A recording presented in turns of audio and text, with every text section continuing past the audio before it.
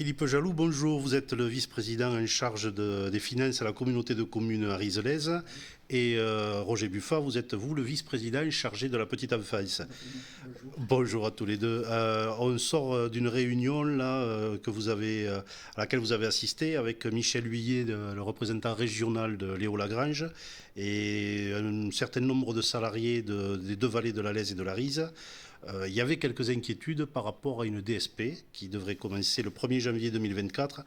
Est-ce que vous pouvez nous en parler, Monsieur Buffat, peut-être? Oui, d'emblée, je voudrais vous dire que c'était une réunion de plus, mais celle-là, il a fallu vraiment. Pourquoi? Parce qu'il y avait beaucoup d'éclaircissements à faire valoir au niveau de cette fameuse nouvelle DSP dont vous venez de parler. Voilà, effectivement, je parle ici sous le couvert de mon collègue chargé des finances. Nous avions un différend sur l'augmentation du budget d'une année sur l'autre à hauteur de 300 000 euros. Bon, je laisserai le soin à mon collègue de vous en parler plus amplement. Mais la réunion qui a eu lieu aujourd'hui, je vous l'ai dit, c'est une réunion qui a été très courtoise, où il y a beaucoup de questions qui ont été posées. Toutes les questions ont été apportées. Bon, est-ce que cela aura suffi pour calmer un petit peu tout ce qui s'écrit? Quelques inquiétudes. Tout à fait, toutes ces inquiétudes. Je pense que oui, mais en fait, je pense que nous avons avancé. Et Monsieur Jaloux, peut-être la partie financière, expliquez-nous ce qui a pu amener cette décision de la communauté de communes.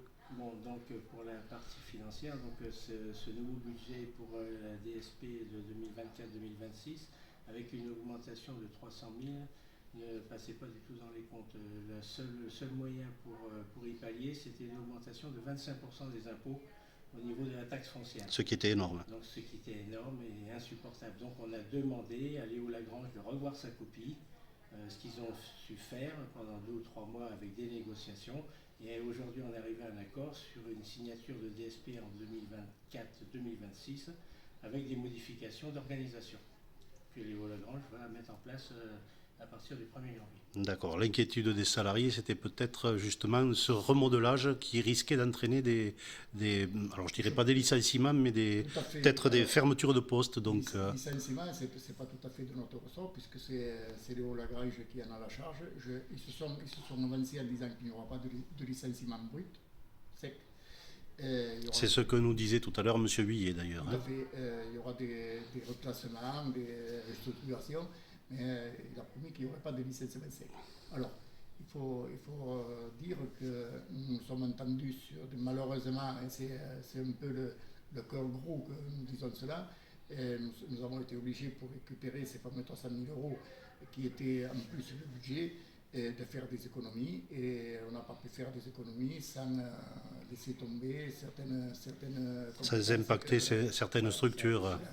C'est-à-dire en l'occurrence, c'est l'accueil à l'ESAT. L'accueil jeunesse sur l'ESAT et le mas d'asile, et ensuite le pôle culturel sur les bords de Sularise. Et ce qui inquiète un peu les salariés, voilà, c'est aussi le fait qu'il y ait plus d'enfants par éducateur, voilà, c'est ça? Tout à fait. Alors, ce qui a motivé un petit peu notre choix, c'est que nous avons essayé de faire des économies là où ça lèserait le moins de population possible.